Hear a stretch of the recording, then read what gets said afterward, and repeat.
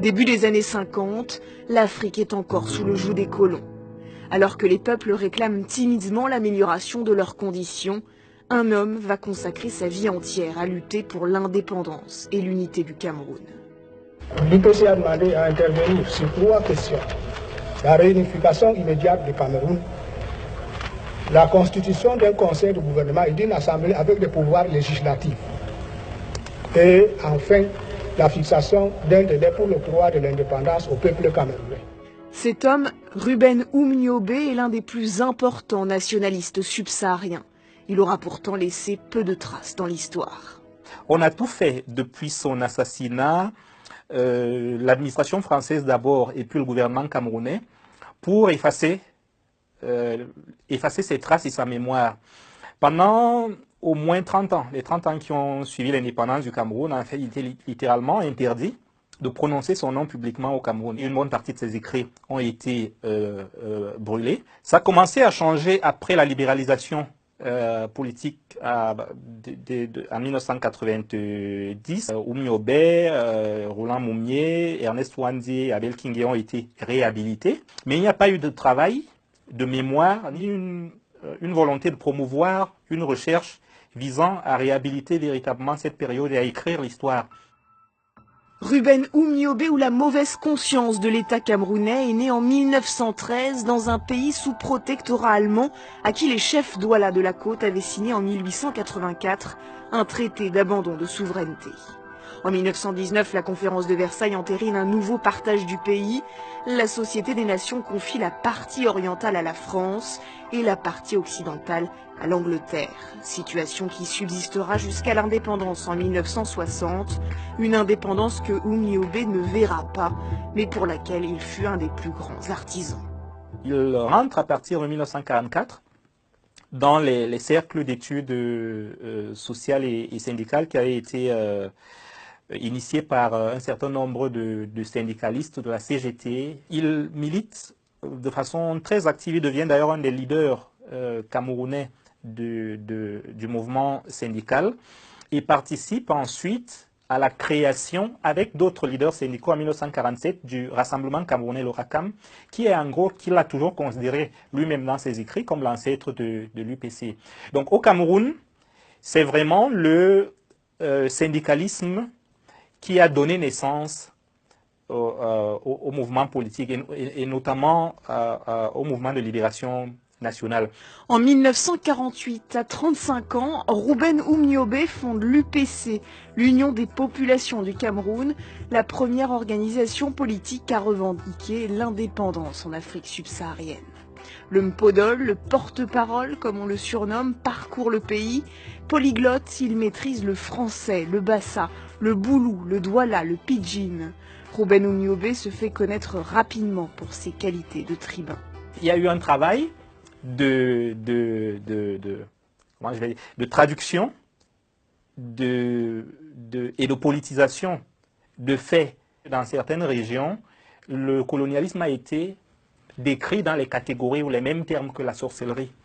L'idée étant d'amener les gens à pouvoir conceptualiser le type de domination auquel ils faisaient face avec des références propres à leur imaginaire, à leur propre imaginaire. Ils ont eu l'intelligence de lier les revendications purement politiques, unification, indépendance et non intégration dans l'Union française, avec des problèmes, des revendications sectorielles concrètes liées aux conditions de vie des agriculteurs dans les villages, dont le cacao était par exemple brûlé lorsqu'il était jugé de très mauvaise qualité. Le programme de l'UPC comprend 2 chapitres.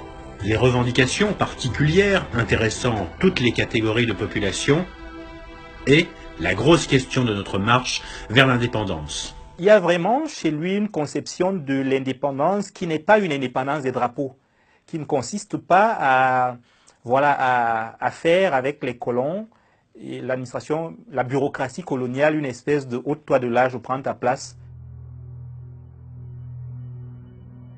Humaniste, Oumniobé est partisan de la non-violence. Les colonialistes ont recours à la violence parce qu'ils n'ont pas d'arguments à nous opposer. Mais en 1955, des émeutes sanglantes secouent le pays. L'UPC est interdite par le gouvernement français qui traque ses membres. L'aile radicale du parti entre en guérilla. Oumniobé faisait régner la terreur. Et à partir de ce moment-là, j'ai décidé d'aller faire la guerre et de l'éliminer. Oumniobé devient l'homme à abattre pour l'administration coloniale. Il faudra 1 an pour le localiser.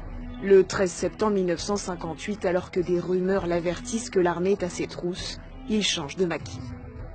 Je pense que ce qui s'est passé, c'est que les militaires ont entendu des voix, puisqu'ils se sont approchés tranquillement.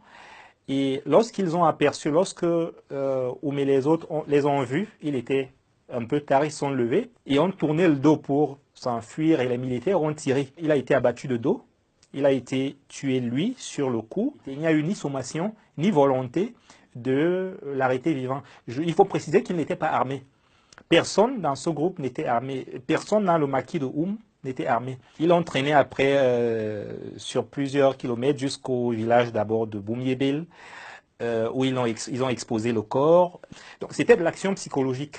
Le fait de le traîner, de traîner son corps par terre, dans la boue, de le défigurer, de l'humilier, en fait d'humilier même le cadavre, puisque comme il n'avait pas pu l'humilier de son vivant, il fallait humilier le cadavre et d'aller ensuite l'exposer au village.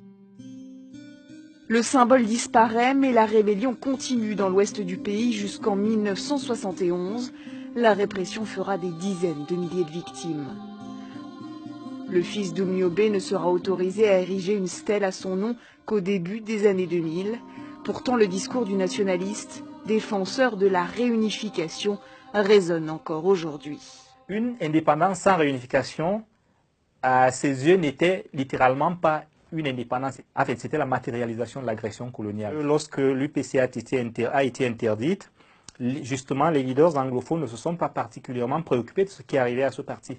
Ils n'ont pas pleinement pris la mesure de ce que la décapitation et l'élimination de l'UPC signifiait, y compris pour leur projet, le projet même de réunification des deux Cameroun, qui était hypothéqué à partir du moment où ce parti lui-même était mis hors jeu. En 1960, la France installe Amadou Ahidjo à la tête du pays.